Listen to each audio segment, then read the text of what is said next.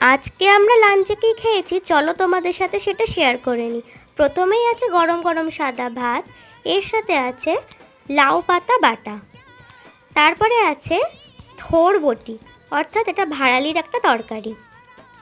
এরপরে মা বানিয়েছে চিংড়ি মাছ দিয়ে আর কিছু সবজি আলু দিয়ে একটা তরকারি, এর মধ্যে চিংড়ি মাছও দেওয়া আছে।